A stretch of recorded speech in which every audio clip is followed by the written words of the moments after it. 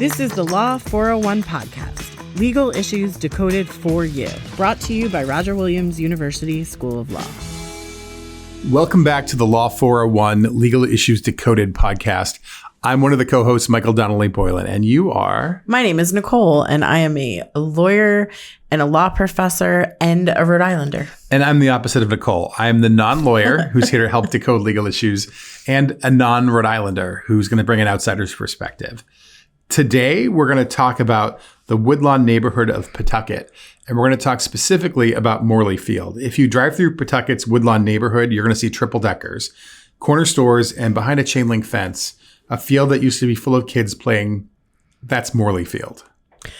For years, it was Woodlawn's only park.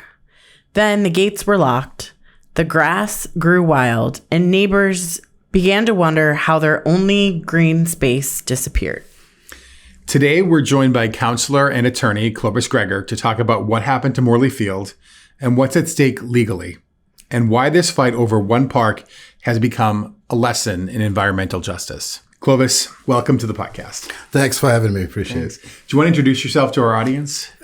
Sure. My name is Clovis Gregor, and as Mike and Nicole just pointed out, I'm an attorney in private practice, my own firm, and also the representative district counsel for Ward 5 in Pawtucket, which encompasses Woodlawn neighborhood where, obviously Morley Field is situated, as well as some parts of Oak Hill, which is a more affluent section of my district. Clovis, can you tell us what your relationship to Morley Field is and why this has become so personal for you? Sure. So when my family and I first immigrated to the United States, we lived about maybe 2 blocks away from Morley Field, and we were living in a triple decker, and the landlord, had some gardens and such, so we couldn't play in the yard. So it was either play on the streets or, literally Morley Field was like 5 minutes down. So this kind of where we went and played, soccer and everything else. So, for background, that's where that was. So this was really like where you played as a kid? Yes. So for listeners who might not know Woodlawn, how would you describe the neighborhood and the role that Morley Field, plays there?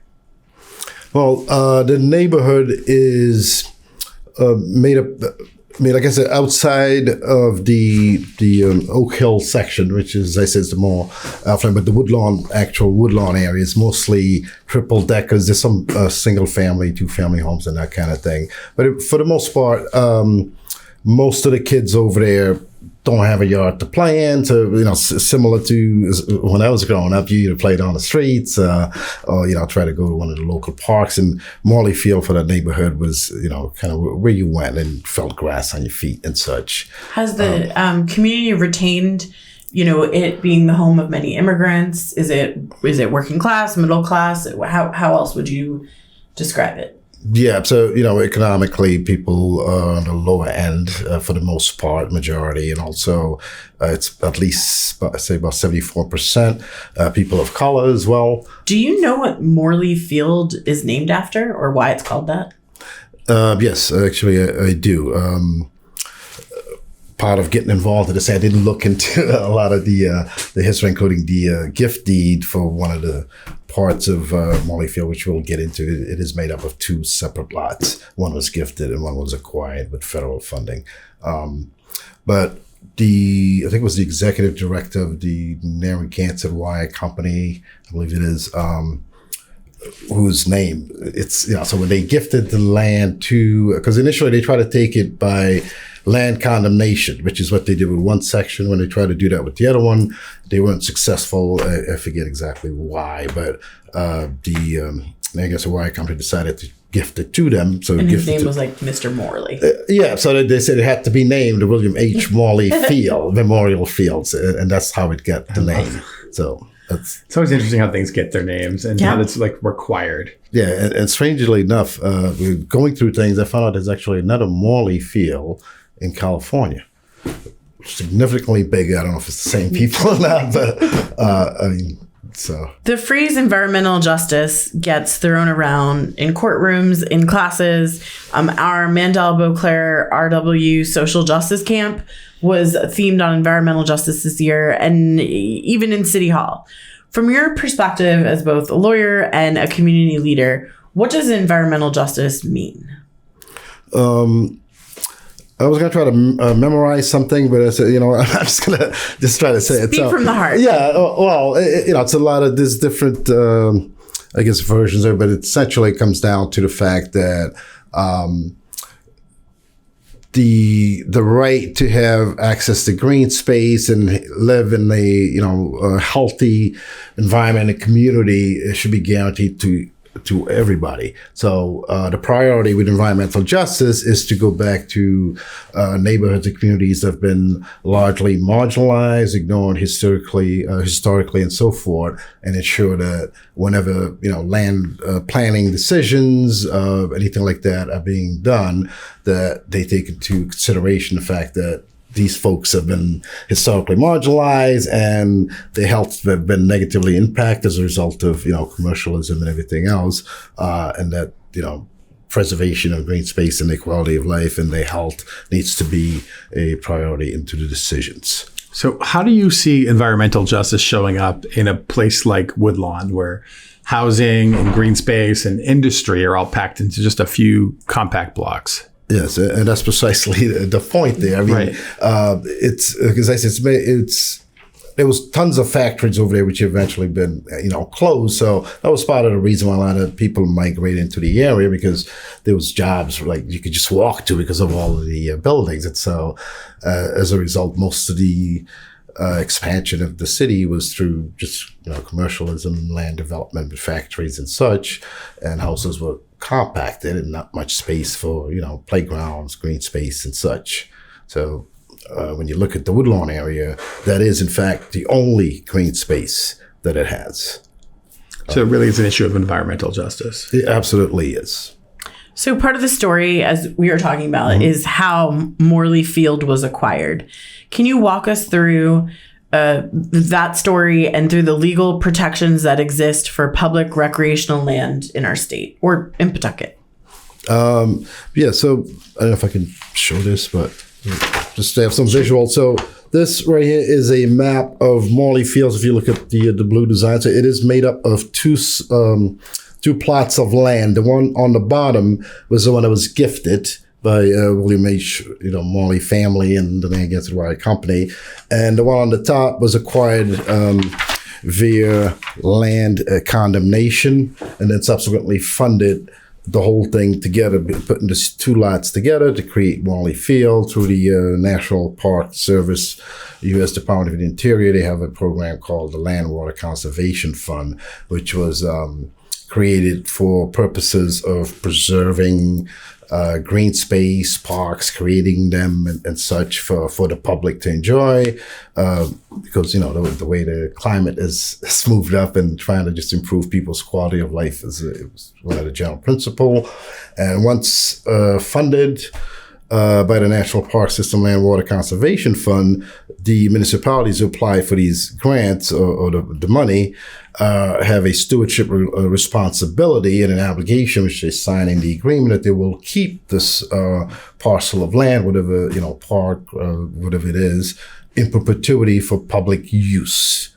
And that's the essentially how it has to be, which includes, maintaining it to a certain standard. And the National Park Service assigns each state, which gets funding to build parks, as the liaison person for the national park. And part of their responsibility is to ensure that the local municipalities, doesn't matter where they are, it's in Pawtucket, Warwick, what have you, most cities in Rhode Island have parks that have been funded by the LWCF. So if you're online, if you're listening and not watching, I would describe it as a square, that the Morley Field is the square. About the bottom third on the map is the land that was gifted.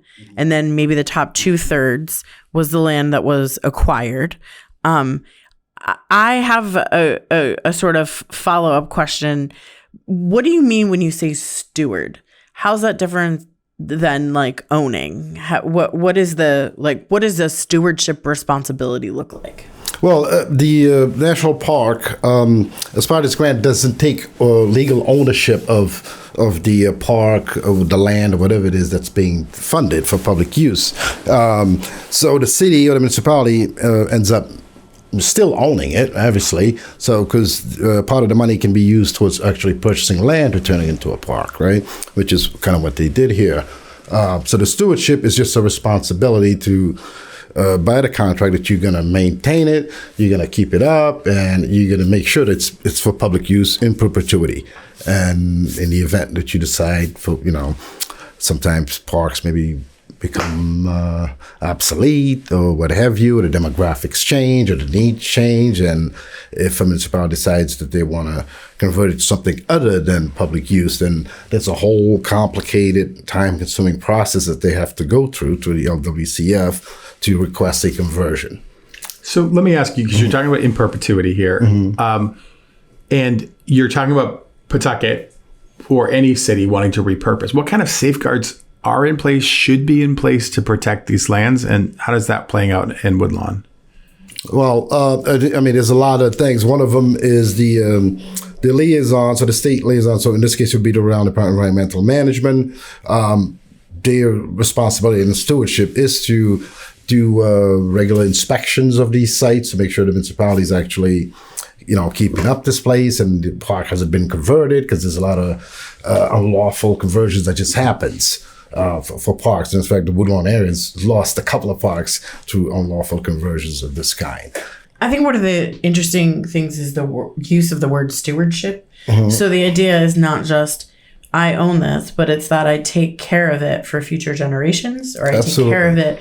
You said in perpetuity, because this is important, and it's important to our community. It's important to not just the people who live there now, but the people who live there and can enjoy it in the future. And we heard sort of the word stewardship come up once before on the podcast when we were talking to Dr. Tano Palermo about the land in Bristol. And sort of, I think stewardship is sort of interesting. What challenges do communities face when someone wants to convert the land, and there are people in a town that want to convert the land, people in the town that don't want to convert the land? How does a community deal with this?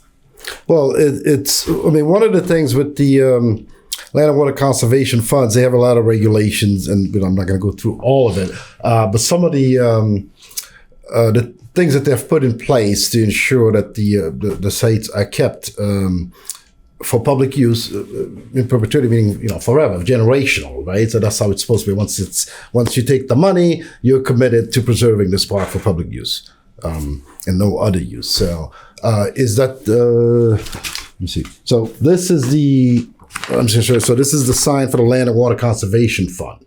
Right, so I'll just go like this. So each of these parks, once they take the money, are supposed to have one of these signs at every single park or places that receive funding. And so this does kind of two things. One, it reminds the municipality of their responsibility and stewardship that, hey, this is a land water conservation park. You need to, maintain and preserve it and, be mindful of your stewardship responsibility. And two, it also lets the public know and the community that, hey, this is a protected park, right? They can't just do whatever they want with it. And, so it serves with those, and that's one of the requirements. But the city of Pawtucket doesn't have a single one of these signs at in most of the parks in the city of Pawtucket, not just the Woodlawn, have been either fully or partially funded with the Land and Water Conservation Fund. That's how they create a lot of these parks. And that's true in a lot of the other cities as well. And each one is supposed to have this sign here so people know, just for that purpose. But you will not find a single one. And part of the inspection, the liaison does, in this case, RIDM, when they go to these sites to visit them and do an inspection, is to confirm that there's a sign. So if there isn't, they got to let them say, hey, you got to put the sign up. Do we know when the last inspection was done? Is there an inspection report that, members of the public can go and see? Like, how do you know the process is working? Well, prior to us raising the whole issue with Morley Field, the last time Morley was inspected was, I think, 1992. 1992? Yeah. And even then, I think it was 92, 94. I have the actual dates here, but I'd have to take a look at it. We'll call it the early 90s. Yeah. So, and they had specifically mentioned that Morley was not in good shape, could be better. So clearly the city wasn't complying with the stewardship responsibilities. And also that there was no land and water conservation sign at the site, and asked them to do that. And after that, there was no inspection until we brought up this whole thing. And then I think the last one they did was 2021, or 22, I believe, after we started the whole thing. I've read that you stated the neglect of Morley Field was a strategic choice. What does that mean to you? Well, to me, if you look at the other parks in the city, and there are a lot of them, and I love parks everywhere. I mean, I'm not necessarily making a case for one or the other, but they're well maintained. So the money, taxes are being spent to upkeep the grass, do the filtration system, replace equipment, all that stuff. And Morley did not benefit from any of that. What does Morley look like right now? If you were trying to explain to a listener who's just listening, what would Morley look like right now? Well, it looks better than it did just a couple of weeks ago, because they finally agreed to go and clean it up. You had weeds 6 feet tall during the whole place, terrible shape. So I asked, and they eventually went there and did, mow the lawn, clean it up, and you could actually see the field now. You couldn't even see it. So kids can play there possibly right now? No, because the gates are still locked. So that's our next step. So they have it's been locked and gated since June of 2022. Okay, so there's a park, and the city of Pawtucket is required to steward this. They're required to take care of it. They're required to put a sign up. Mm-hmm.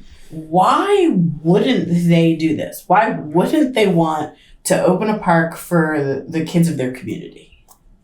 That's an excellent question. You would have to ask the administration, because the community has spoken up. We've been fighting them for 3+ years at this point. We've had 3 rallies, 1 at Morley, 2 at the city hall. We've had people coming in doing public comments at various council meetings, most recently at the planning commission meeting. Everybody there, I can't find a single person that when you suggest to them the proposition that the only green space in this environmental justice community should be taken to turn into a parking lot makes any sense. They all look at you and say, I can't believe this is happening.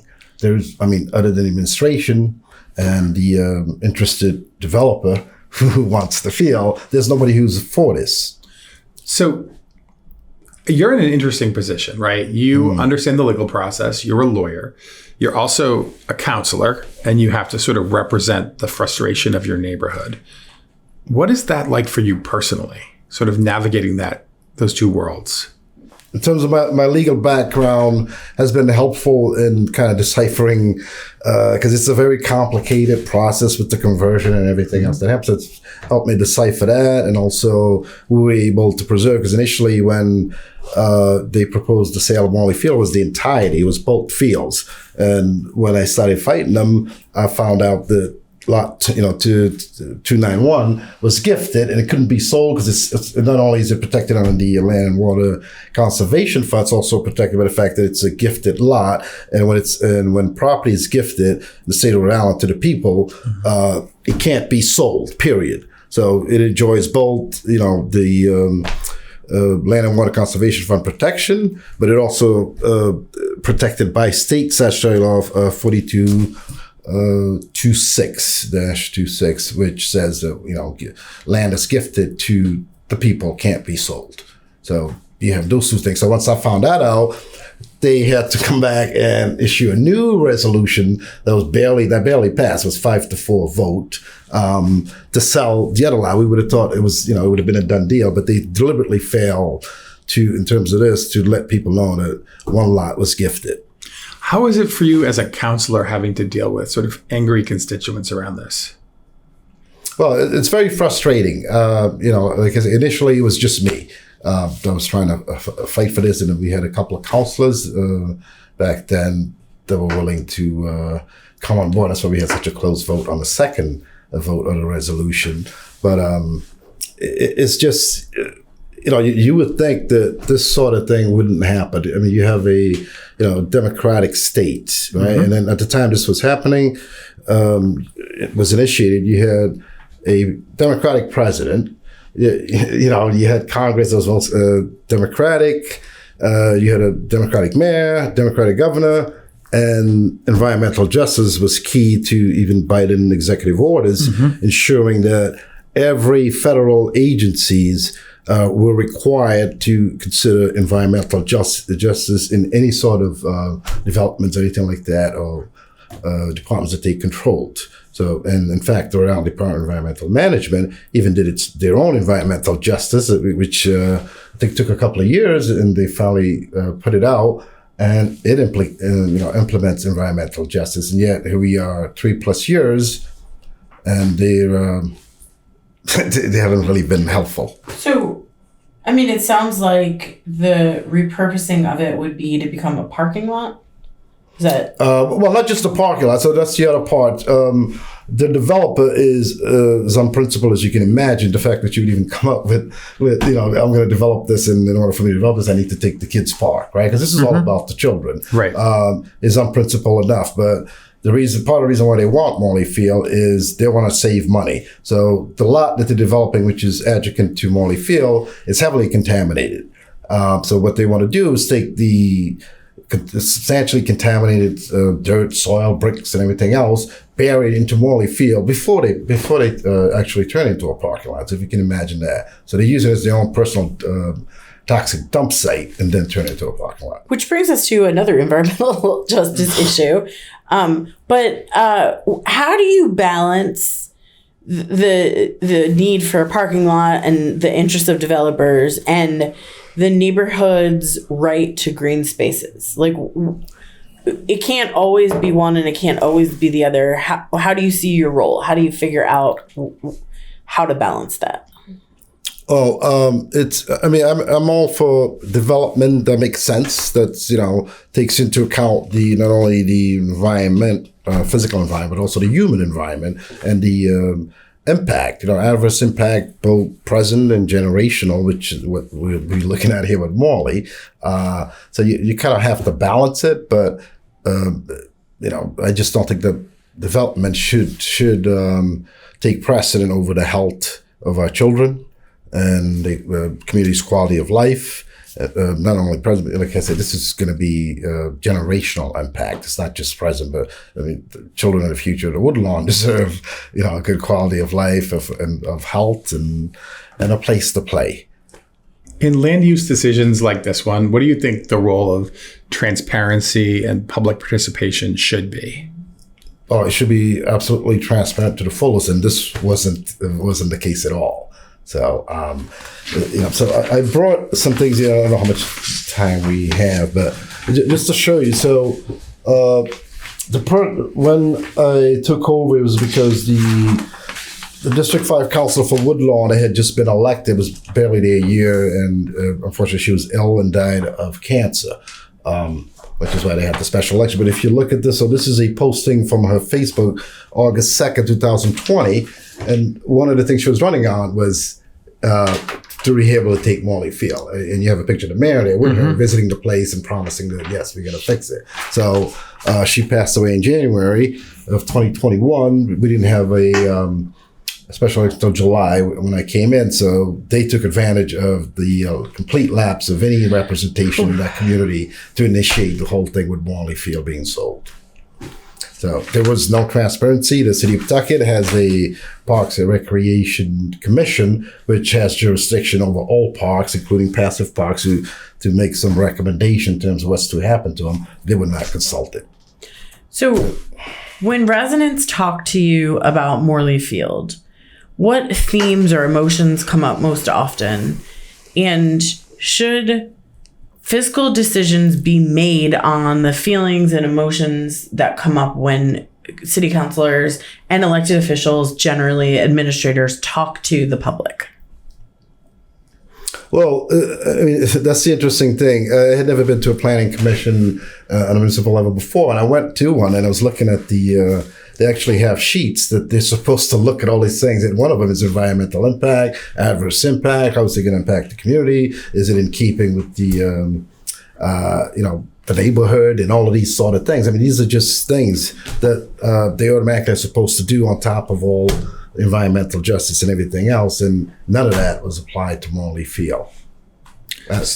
So let's go back to your legal background for a minute. How has that influenced your role as a counselor in Pawtucket? It makes me understand some of the intricacies of how things apply. I mean, when I joined the city council, I had no prior political background at all, so it's a learning process.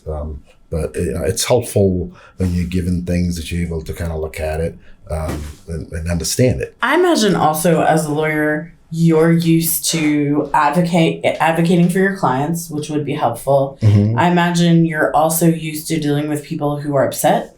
And, I imagine that is helpful when you have a group of people in your community who are frustrated and you're also frustrated, but you're still advocating for them. It is. It absolutely is. It does help. I didn't look at it that way, but that's a good point. Advocating for people, it's, I guess, ultimately what I do as an attorney, and I'm trying to do my best here as well. As I said, 3+ years is a long time. And also trying to, one of the things, sustaining the interest and the advocacy with the community. It's tough enough to get the community involved in anything, and to sustain it for 3+ years is, it's even a feat beyond what you would expect. So it is frustrating, but. What do you think this situation and the advocacy and the way in which people have tried to, who have not been particularly transparent, or people have been trying to repurpose this, what do you think this reveals about Rhode Island values and the way in which our communities give importance to neighborhoods and open spaces?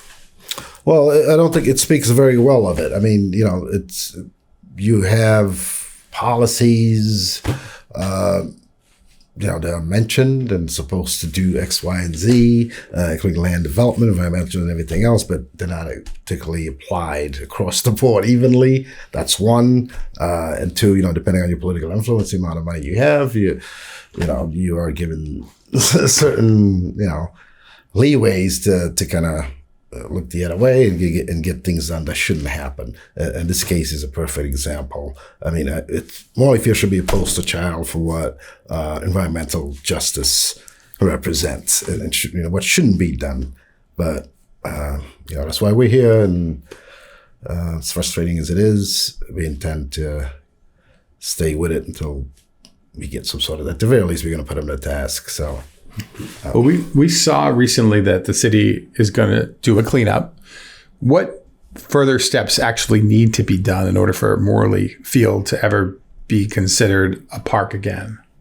Well, they have done the cleanup. So, because that was just, I believe, last week or 2 weeks ago that it was done.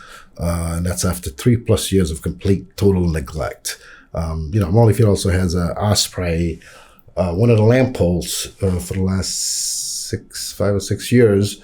Ospreys have been coming every year, and that's a protected species, and they're not supposed to touch them. So we hope if Morley Field gets we're able to like we want, that post is going to stay. So, but you get the Moshassic River. I mean, just a couple of things I just wanted to mention there.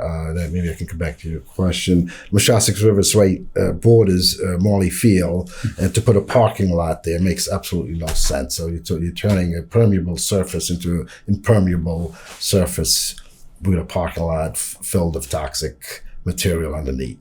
It's going to poison the river. It's going to go up to the Providence River and affect our drinking water and our stormwater system. So, I mean, there is so much unjust about this entire proposition that it's mind-boggling that we're still fighting them after 3+ years. What should people across Rhode Island, I know that this is particularly important to the residents of the community and to people who live in Pawtucket generally, but the rest of us, the rest of communities in Rhode Island have parks and, have environmental justice issues. What should people take away from this story about law, about and about the power of advocacy and persistence? Well, it's not easy, but it requires persistence because I mean we're all busy, we all got things, own priorities and things going on in our lives, professional and both. But without standing up and speaking up for something, then as I was, I think I mentioned to Nicole earlier, but as early as 2022. Before a conversion application was even submitted to RI, DMD, and PS, the administration had been saying that this was a done deal. So, that's frustrating in that respect that they already had everything in place thinking this was going to be, done over like this, but they haven't been able to succeed. And that's been because people voicing their concerns and, opposing what's not right. And this isn't right. I mean, when something is not right, it's wrong. And then, you look at the, on the national level, things that are happening and people are speaking up. I mean, without that, then what do you have, So it's kind of like two parts of the story. Like part of the story is that unfair things happen and they're happening in a community which deserves to have fair things happen. Part of the story is also that even though this started years ago, the advocacy of people in the community and beyond have impacted the timeline and at least up to this point have prevented this from happening. And so I think like there are two different ways to look at the story and I sort of am choosing the positive one. Let me ask you this for our listeners, right? Mm-hmm. If they're just waking up to the Morley Field issue right now, that they're not from Woodlawn, they're, from Westerly, for instance, and they're waking up to this issue now and want to get involved. Is there another step? Is there steps that they can do to help move this forward? Yes. So they can start by signing up with Friends of Morley Field. That we have a listserv where you would get information about what's happening. And you can also read about, we have a collection of all the various stories in the media and includes a video, I believe, from some Brown University students who did one in 2022. It's only about 5 minutes, but they can take a look at that. There's a website. Yeah. So no, actually, we don't have a website, but we have a listserv, so you can sign up for Friends of Morley Field. Sure, we'll try to include that in the show notes. Yeah, and also have this little leaflet here. It's got a QR code that people can scan and they can find out a lot more about it and how to join. We'll put that in the show notes also. Yeah, I'd appreciate that. And also, call the governor's office. One of the things that's I found a bit disturbing is that the governor's office, Commerce Department, Quonset Development Corporation have as recently as this past June invested money into the developers project here. And, to me, it's, why are they getting involved? It's in a local matter here. These folks haven't had the finances. And it's just part of the reason why the property has stayed vacant, looking like a war zone for 3 years, affecting the community's health completely. The perimeter was not properly barricaded, preventing dust and contaminating everything else from hitting the neighborhood. For 3 years, I left it like that with no funding. And now, we get the Commerce Department helping to fund the project. It's disturbing because that's not what, if the Commerce Department, this is one of the things we did, just a last thing. So what we would, on top of just saving Morley Field, we would like to see, so I'm just going to show you here. So it's the proposed redevelopment of one Moshasik Street. Thank you. Moshasik Street. Whew, it's hard enough to say in Pawtucket. Yeah, so if you look on the left, this is Morley. So we're looking at preserving all of this. But this is the developer who wants to take Morley Field. And this over here is the Moshasik River. So we look hoping that either the state or nonprofit organizations or some philanthropists would be willing to purchase that one Moshasik Street property and turn the entire thing into some public park, picnic areas, tennis courts, and things like that. It has a proposed pickleball field. Yes, tennis court. There's none of that over there, right? Yeah. We have none of that, and this would be great instead of turning this into a last mile distribution center with trucks, diesel fields, further polluting the community, and on top of that, taking our field. And wouldn't that be a great outcome that instead of Morley Field going away, it actually expanded to give even better access to the community? That would be absolutely amazing. And that feels like justice to me. Yes, it does. I love about this episode is that when you start digging into the story, even if this isn't your community, it's not my community, I'm not even sure if I've ever been to this neighborhood. Once you start digging in on environmental justice, you end up seeing many ways in which environmental justice impacts our lives. And, you know, whether you talk about the river and the water supply, whether you talk about the former uses for the land and any pollution, whether you talk about access to green space, this isn't one story. This is a multi-layered, a microcosm of environmental justice in Rhode Island that's happening now. And I think people are going to be really interested to hear that this is happening literally in our backyards. It is. And that's why forums like this, I do appreciate you having me on just to get the exposure. I mean, part of the reason why we've been able to be as effective as we have is just, you know, the more exposure we get about the issue, people find out about it, the more people speak out. And that's what we need.